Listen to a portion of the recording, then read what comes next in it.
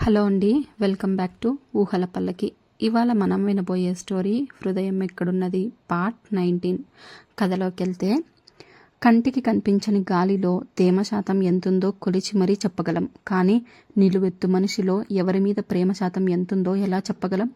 తను నిజంగా గంధర్వుని ప్రేమిస్తోంది. స్వయంగా విష్ణు అడిగినా వదులుకోలేనంతగా గంధర్వు ప్రేమలో పడిపోయింది.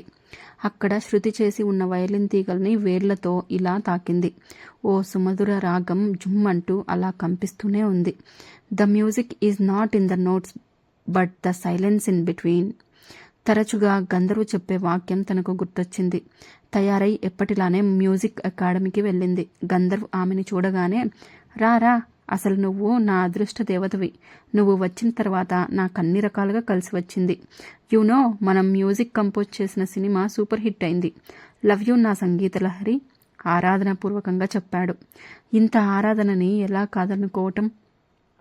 ఎంతో మంది అమ్మాయిలు, సింగర్స్ ఈ గాన గంధర్వుని కోసం తలకిందులుగా తపస్సు చేస్తుంటారు. కానీ అతను తనని ఇష్టపడుతున్నాడు. అతనే అనాయాసంగా తన మనస్సులోకి, తన జీవితంలోకి వచ్చేశాడు. ఓ పక్కన అతని మనసు గెలుచుకున్నానన్న సంతోషం తనని నిలవనీయట్లేదు. శివరంజని స్వరసుర జరీ తరంగానివి, రాగాల సిగలోన సిరిమల్లివి, సంగీత గగనాన జాబిల్లివి. అసువుగా ఒక చెవి మీద చేతి నుంచుకొని ఇంకో చేతిని చాచి ఆమెను చూస్తూ మధురంగా పాడాడతను. తను అందం మీద, తన శరీరం మీద, తన వ్యక్తిత్వం మీద, తన ప్రతిభ మీద గొప్ప ఆత్మవిశ్వాసం కలిగినట్లు అనిపించేది. అతని ప్రేమని గెలుచుకోగలిగాను కదా అన్న గర్వం. తన మీద తనకే ఒక అతిశయం లాంటి భావం కలుగుతోంది. ఇంత ప్రేమని, ఇంత అదృష్టాన్ని వద్దని వెళ్ళిపోవాలా? ఎలా ఎలా? అలా చూస్తూ నిలబడిపోయిన ఆమె దగ్గరకు వచ్చి గంధర్వు ఒక్కసారిగా ఆమెను దగ్గరకు లాక్కుని ఆమె పెదవుల మీద తన పెదవుల్ని గాఢంగా అదిమి ముద్దు పెట్టేసుకున్నాడు. అంతటితో కూడా ఆగలేదు. ఆమె కింద పెదవిని తన పెదవులతో నొక్కి పెట్టి లోపలికి లాక్కున్నాడు గంధర్వు. ఉక్కిరి బిక్కిరైంది. ఒక్క క్షణం ఏం జరిగిందో అర్థం కాలేదు. ఆ ముద్దు తాలూకు అనుభూతితో మనసు వివస్త్ర అయిపోయింది. తన ముఖంలోకి వెచ్చటి ఆవిర్లు ఎగజిమ్మాయి. శరీరంలోని అణువులోనూ ఒక ప్రకంపనం. ఆమె అలా నిశ్శబ్దంగా నిలబడిపోవటంతో ఆమె తన చనువుని ఎలా తీసుకుందో అతనికి అర్థం కాలేదు. అందుకే వెంటనే, బంగారు, ఐఎమ్ సారీ, నీ అనుమతి లేకుండా నిన్ను ముద్దు పెట్టుకోవటం నా తప్పే, సంజాయిషి చెప్పాడు. ఆమెకేం సమాధానం చెప్పాలో అర్థం కాలేదు. నిశ్శబ్దంగా ఉండిపోయింది. అయినా నువ్వే చెప్పు, ముద్దొస్తే ముద్దు పెట్టేసుకుంటారు, కానీ నిన్ను ముద్దు పెట్టుకోవచ్చా అని అనుమతి అడిగి ఎవరినైనా ముద్దు పెట్టుకుంటారా? ఆమెని మెస్మరైజ్ చేస్తున్నట్టే అడిగాడతను. అతను అలా చిన్న పిల్లాడులా అడుగుతుంటే ఆమెకు నవ్వొచ్చింది. అది కాదు, నేను నీకో విషయం చెప్పాలి. షూట్ ఇట్ ఐసే, ఆమె కళ్ళల్లోకి చూస్తూ నవ్వుతూ అన్నాడు గంధర్వ్. నేను విష్ణుని ప్రేమిస్తున్నాను. సేమ్ టైం నిన్ను కూడా ప్రేమిస్తున్నాను. ఐ లవ్ యూ టూ, నిజాయితీగా మనసులో మాట చెప్పింది.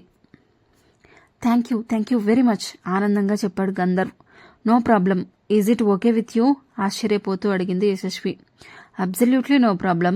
ఆ కళ్ళల్లో అదే ఆనందం. ఒక్కసారిగా ఆమె మనసులో కొండంత రిలీఫ్. అయినా ఇంకా ఏదో అపనమ్మకం. రియల్లీ? కానీ విష్ణు ఎంత గొడవ చేశాడో అంటూ ఆగిపోయింది. దేనికి? అతనింకా ఆశ్చర్యంగా అడిగాడు. ఒకే టైంలో ఇద్దరిని ఎలా ప్రేమిస్తున్నావు అంటాడు. అతను తల పైకెత్తి పెద్దగా నవ్వేశాడు. అది గ్రేట్ కాన్సెప్ట్. అది అర్థం కావాలంటే మనలాంటి క్రియేటివ్ పీపుల్కున్నట్టు చాలా బ్రాడ్ మైండ్ ఉండాలి అన్నాడు గంధర్వ్. ఆమె అలాగే నిశ్శబ్దంగా నిలబడిపోయింది. ఇప్పుడు నేను ఉన్నాననుకో, నాకు తెలిసి నన్ను ఓ హీరోయిన్, 2 టీవీ యాంకర్స్, 3 సింగర్స్, మన గిటారిస్ట్, ఓ 5 కాలేజ్ స్టూడెంట్స్, నీతో కలిపి 6 సాఫ్ట్వేర్ ప్రొఫెషనల్స్ గాఢంగా ప్రేమిస్తున్నారు. సారీ, ఓ 2 మెడికోస్ కూడా, గుర్తు చేసుకుంటూ చెప్పాడు. ఆమె మరింత ఉక్కిరిబిక్కిరైంది. సరిగ్గా చెప్పాలంటే బిత్తరపోయింది. క్యాజువల్గా నవ్వటానికి ప్రయత్నించింది, కానీ నవ్వు రాలేదు. ఇది తప్పా ఒప్పా? తన మనసు అతన్ని కోరుకోవటం తప్పు కానప్పుడు ఇది మాత్రం తప్పెందుకు అవుతుంది? తన మనసుకి తానే సర్ది చెప్పుకుంది. రాను ఆమెను పొగడాలనుకున్నప్పుడల్లా అతను ముద్దు పెట్టుకోసాగాడు. తను రిలేషన్షిప్లో ఉన్న ఒక రొమాంటిక్ ఎంగిల్ ఎలిమెంట్ నెమ్మదిగా ఆమెకు అర్థమవసాగింది. అతను ముద్దు పెట్టుకున్నప్పుడల్లా ఆమెకు విష్ణు ముద్దు పెట్టుకునే విధానం గుర్తొచ్చేది. తనెక్కడ కందిపోతుందో అన్నట్లుగా విష్ణు సుకుమారంగా ముద్దులు పెట్టుకుంటాడు. గంధర్వ్ అలా కాదు, గాఢంగా కౌగిలించుకొని పెదవుల్ని కొరికేస్తూ ముద్దులు పెడతాడు. అతని నాలుకని తన నోట్లోకి జనిపి నాలుక కొసతో పైపళ్ళు వెనక భాగాన్ని తాకుతూ గాఢంగా కౌగిలించుకొని కంఠం మీద ముద్దు పెట్టుకోవటం చాలా ఇష్టం. ముద్దు పెట్టుకున్న చోటల్లా మచ్చలు పడాలి, పెదవి మీద గంట్లు పడాలి.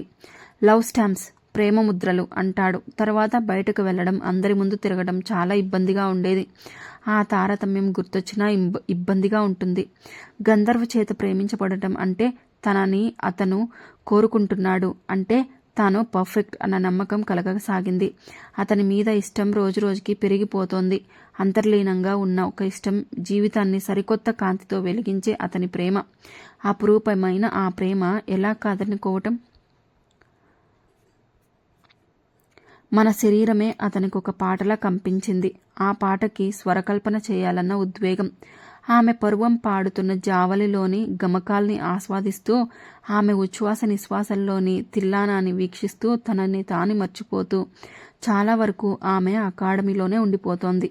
గంధర్వు మెచ్చుకున్న ప్రతిసారి ఎత్తైన ఎవరెస్ట్ శిఖరం మీద ఎక్కి ఒక్క గెంతు గెంతి చందమామని అందుకుంటున్నట్టుంటుంది. అంతలోనే మనస్సులో రకరకాల భావాల కలవేత. విష్ణు గుర్తొస్తాడు. అతని ప్రేమ గుర్తొస్తుంది. నువ్వు నాకు దేవుడిచ్చిన వరం రా అంటాడు. విష్ణుకి తన మీద అనుమానమా, నమ్మకమా? నమ్మకమంత బలమైన అనుమానమా? నమ్మకమంత బలమైన అనుమానమా? కానీ తను లేకపోతే విష్ణు బతకలేడు. కానీ గంధర్వు లేకపోతే తను బతకలేదు. ఎలా? ఇంకో పక్క నుంచి గాలిలో గిరికీలు కొడుతున్న ఓ రాగం. గత జన్మలో మర్చిపోయిన గంధర్వాంశ తాలూకు సుమధుర గానం. ఏం మాయ చేస్తున్నావు గంధర్వ్? అడిగింది యశస్వి. నేను మ్యూజిషియన్ని కాను అన్నాడు గంధర్వ్. గది తలుపుల మీద ఎవరో కొడుతున్న శబ్దమైతే ఆలోచనల్లో ఉన్న ఆమె ఉలిక్కిపడింది. ఈ టైంలో ఎవరబ్బా అనుకుంటూ వెళ్లి తలుపు తీసింది. ఎదురుగా నీతు. హే యశు, నీకోసం ఎవరొచ్చారో చూడు చెప్పింది. బయటకొచ్చి చూస్తే మేనత్త కవిత. ఆవిడని చూడగానే యశస్వికి ప్రాణం లేచొచ్చింది. ఈ మేనత్త అంటే ఆమెకి, ఆమె కజిన్స్ అందరికీ చాలా ఇష్టం. ఈ అత్త వచ్చిందంటే పండగ వచ్చినట్టే మరి. అందుకు కారణం ఆవిడ వాళ్ళందరితో తను సులువుగా కనెక్ట్ అవుతోంది. ఆవిడ చాలా సరదాగా ఉంటుంది. ఆవిడతో ఏదైనా నిస్సంకోచంగా మాట్లాడొచ్చు. ఆవిడను చూడగానే గబగబా ఎదురెళ్ళి అత్తయ్య అంటూ కౌగిలించుకొని, ఏమిటి మేడం విశేషం? ఇలా ఎలా వచ్చావు? అడిగింది యశస్వి. గణపతి సచ్చిదానంద స్వామీజీ ఆశ్రమానికి వెళ్దామని అంది ఆమె. ఆవిడ 2 చేతులు పట్టుకొని గిరగిరా తిప్పి అడిగింది, అత్తయ్య ఇప్పుడు నిజం చెప్పు. ఆవిడ నవ్వేసి, నిజమేనే బాబు అంది. నువ్వు స్వామీజీల ఆశ్రమానికి వెళ్ళటమంటే మన ఫేస్బుక్ ప్రొఫైల్కి ఎవరిదో డిస్ప్లే పిక్ పెట్టినట్టుంది అత్తయ్య. నీకు సూట్ అవ్వట్లేదు. అంతే అంటావా? అంటూ నవ్వి, వయసుకు తగ్గ కబుర్లు చెబుదామనుకుంటాను. ఎవరూ నమ్మరు. ఏం చేయను? సరేలే, అసలు సంగతి ఏమిటంటే నేను మావయ్య కూర్గు వెళ్తున్నాము. ఏదో ఆఫీస్ పని ఉందని మావయ్య ఈ బెంగళూరులో ఆగితే నేను నీతో కబుర్లు చెప్పుకోవచ్చని చెప్పింది. థ్యాంక్స్ అత్తయ్య. కబుర్లు చెప్పుకుంటూ భోజనాలు చేశారు. అప్పటిదాకా ఉన్న ఒత్తిడిని అంతా యశస్వి మర్చిపోయింది. ఆవిడ మాటల మధ్యలో అడిగినట్టుగా అడిగింది కవిత. యశు, అసలేమైందిరా? నీకు విష్ణుకి ఏమైనా గొడవలొచ్చాయా? యశస్వికి లోపల ఎక్కడో అనుమానంగానే ఉంది. ఆమె ఇలాంటి టాపిక్ ఏదో తీసుకొస్తుందని. తను సిద్ధంగానే ఉంది. అత్తయ్య, మా ఇద్దరి మధ్య గొడవలేమీ లేవు. మేము ప్రేమికులం. మరి ఆ అబ్బాయి పేరేమిటి? గంధర్వ్ కదూ. ఆ గంధర్వ్ సంగతి ఏమిటి? నేను అతడిని కూడా ప్రేమిస్తున్నా, మెరుస్తున్న కళ్ళతో చెప్పింది యశస్వి. నీ మొహం, ఇద్దరిని ప్రేమిస్తున్నావా? ఒకరుండగా ఇంకొకరిని ప్రేమించడం ఏమిటి? అడిగిందామె. ప్రామిస్, నేను నిజమే చెప్తున్నా అత్తయ్య. నా ఇష్టాన్ని మీకందరికీ అర్థమయ్యేలా ఎలా చెప్పాలో నాకు తెలియటం లేదత్తయ్య, బేలగా ఉంది. ఆ నిమిషం ఆ అమ్మాయి ముఖంలోకి చూస్తే చాలు, గంధర్వు పట్ల ఆ అమ్మాయి ఫీలింగ్స్ ఎంత బలంగా, ఎంత సిన్సియర్గా ఉన్నాయో అర్థమవుతుంది. అమ్మడు, ఒక వరిలో 2 కత్తులు ఇమడవమ్మా చెప్పింది ఆవిడ. కానీ నేను ఆ ఇద్దరిని నా మనసులో నింపుకోగలను, మనసులో అనుకుందామే. అత్తయ్య, నువ్వు నాకంటే పెద్దదానివి. నువ్వంటే నాకు ఎంతో గౌరవం ఉంది. నువ్వు జీవితాన్ని కాచి వడపోసి ఉంటావు కదా. ఇప్పుడు నేనున్న వయసులో ఒకప్పుడు నువ్వు ఉండి ఉంటావు కదా. ఒక ప్రశ్న అడుగుతాను, నిజం చెప్తావా అత్తయ్య? అంది యశస్వి. తప్పకుండా. నువ్వు మామయ్యని కాకుండా జీవితంలో ఇంకే మగాన్ని ప్రేమించలేదా? ఆమె పెద్దగా నవ్వింది. ఎందుకు ప్రేమించలేదు? క్రికెటర్ రవిశాస్త్రిని, హీరో కమల్ హాసన్ని, పైలట్ రాజీవ్ గాంధీని ప్రేమించాను.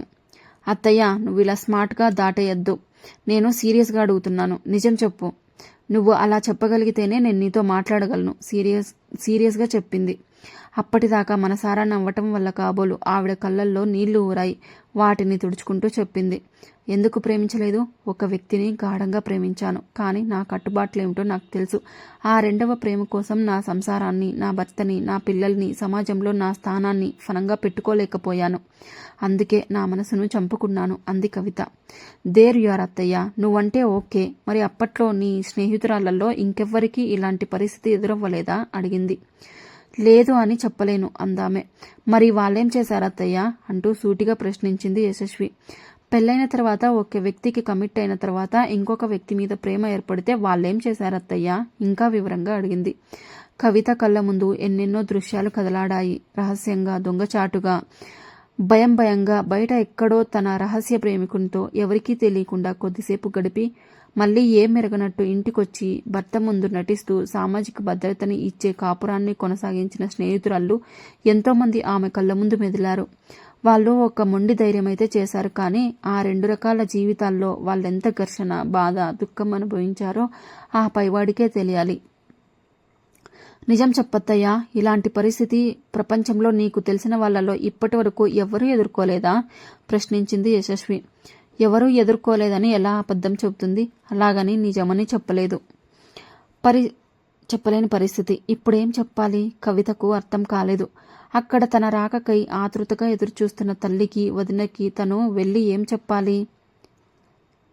ఇటువైపు చూస్తే లోక విరుద్ధమైన తన మేనకోడలి వాదన కరెక్ట్గానే తోస్తుంది. గంధర్వుని మర్చిపోమ్మని నీకు నేను చెప్పడం లేదు. నేను చెప్పినా నువ్వు మర్చిపోలేవు. నాకు ఆ సంగతి తెలుసు చెప్పిందావిడ. అత్తయ్య, ప్రేమ ఎంత బలీయమైనదో తెలుసా? ఆ మ్యాజిక్ ముందు మన శరీరాలు, నైతిక నియమాలు, కట్టుబాట్లు ఏవీ నిలబడవు.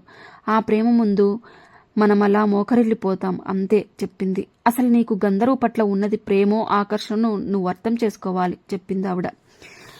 ఏది ప్రేమో ఏది ఆకర్షణో తెలుసుకోవటానికి లిట్మస్ టెస్ట్లా ఏదైనా ఒక టెస్ట్ ఉంటే బాగుండు కదా అత్తయ్య అమాయకంగా అడిగింది యశస్వి.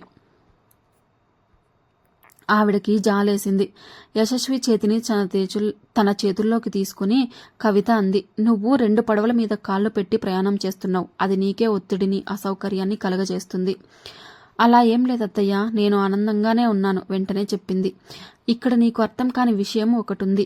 నువ్వున్న ఈ చిత్రమైన రిలేషన్షిప్లో పురుషుడికి ఎలాంటి సామాజిక బాధ్యత లేదు. అలా లేని చోట స్త్రీకి భద్రత ఉండదు చెప్పిందావిడ. అత్తయ్య, జీవితంలో భద్రత ఒక్కటే సరిపోతుందా? మనసుకి సంతృప్తి అవసరం లేదా? సంతృప్తి అనేది కేవలం ఒక మానసిక భావన మాత్రమేనమ్మా. మనసుని సంతృప్తి పెడదామని నువ్వనుకుంటే కోరి కష్టాలు తెచ్చుకున్నట్టే. మనసు కోతి లాంటిది. ఒక చోట నిలకడగా ఉండకుండా కుప్పిగంతులు వేస్తూనే ఉంటుంది. అది అడిగిందల్లా ఇస్తూ పోయావనుకో, ఒక రోజున నువ్వు ఇవ్వలేనివి, ఇవ్వకూడనివి అడుగుతుంది. ఆ రోజైనా దుఃఖమే మిగులుతుంది. అందుకే మన మనస్సు ఒక కోరిక కోరగానే మన వివేకం, విచక్షణ పని చేయటం మొదలు పెట్టాలి చెప్పిందావిడ. ఏమో అత్తయ్య, నేనిప్పుడు ఆ ఇద్దరి ప్రేమలో ఆనందంగా తడిసి ముద్దవుతున్నాను చెప్పింది. I understand. ఇలా ప్రేమలంటూ ఆగిపోతే కుదరదమ్మా. ముందుకెళ్ళాలి, పెళ్లి చేసుకోవాలి. మనిషన్నాక తోడు అవసరం కదా. ఏమోలే అత్తయ్య, నేను మనిషిని కానేమో, నాకు పెళ్లి చేసుకునే అర్హత లేదేమో. అసలు నేను ప్రేమకే తప్ప కట్టుబాట్లతో కూడిన ఆ వివాహ జీవితానికి పనికిరానేమో. అలా ఎలా అనుకుంటున్నావు? ఆశ్చర్యంగా అడిగింది. అవునత్తయ్య, ఇప్పుడు మా జనరేషన్లో ప్రేమ అనేది ఒకప్పటి ఫార్మాట్లో లేదు. నా ఫ్రెండ్స్లోనే 2 అమ్మాయిలు ప్రేమించుకుని పెళ్లి చేసుకుని కలిసి జీవిస్తున్నారు. అమ్మాయిల్లో ఈ లెస్బియన్స్ లాగే అబ్బాయిల్లో గేలు కూడా ఉన్నారు. కొంతమంది ఆడామగ పెళ్లి లేకుండా లివింగ్ టుగెదర్లో ఇష్టమైన నాళ్ళు కలిసి ఉంటున్నారు, తర్వాత విడిపోతున్నారు. ఈ సువిశాల ప్రపంచంలో ఎంతోమంది పెళ్లి చేసుకోకుండా అవివాహితులుగా మిగిలిపోయారు. నేను కూడా అలాగే ఉండిపోతానేమో. యశస్వి నవ్వింది. చచా, అవేం మాటలు. పెళ్లి చేసుకోకుండా ఉండిపోతే ఎలా? ఇప్పుడు వయసులో ఉన్నావు, అంతా బానే ఉంటుంది. కానీ తర్వాత జీవితం ఇప్పుడున్నంత బాగుండదు. అయినా నా మాట విను. ఎంచక్కా పెళ్లి చేసుకుంటే నీకంటూ ఓ జీవితం, ఓ భర్త, పిల్లలు అంది కవిత. పిల్లల కోసం పెళ్లి చేసుకోవాలంటావు యశస్వి అంది. అఫ్కోర్స్, ఏ వయసుకి ఆ ముచ్చట. ఈ వయసు దాటిపోయిన తర్వాత పిల్లలు పుట్టాలన్నా ఎన్ని ఇబ్బందులు. ఒక వయసు దాటిన తర్వాత పిల్లల్ని కంటం అంటే ఒక రకంగా రిస్కే. అప్పుడైనా ఆరోగ్యవంతమైన పిల్లలు పుడతారన్న గ్యారెంటీ ఉండదని డాక్టర్లే చెబుతున్నారు కదా అంది కవిత. పెళ్లి చేసుకోగానే పిల్లలు పుట్టేటట్లయితే ఇన్ని సంతాన సాఫల్య కేంద్రాలు ఎందుకుంటాయత్తా? తిరుగులేని ప్రశ్న వేసింది యశస్వి. ఊరుకోవే, వాళ్ళకేవో సంతానలేమి సమస్యలు ఉండి ఉండొచ్చు. అలా అంటే ఓకే, పిల్లలే కావాలనుకుంటే దేశం నిండా ఎన్నో శరణాలయాలు ఉన్నాయి.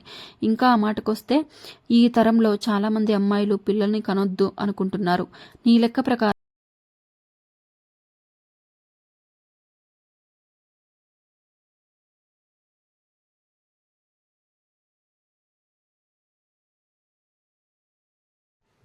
శరీరంలో ప్రతి నెలా విడుదలయ్యే అండాలను తీసి ఓనం బ్యాంకులో పదిలపరుచుకోవచ్చు.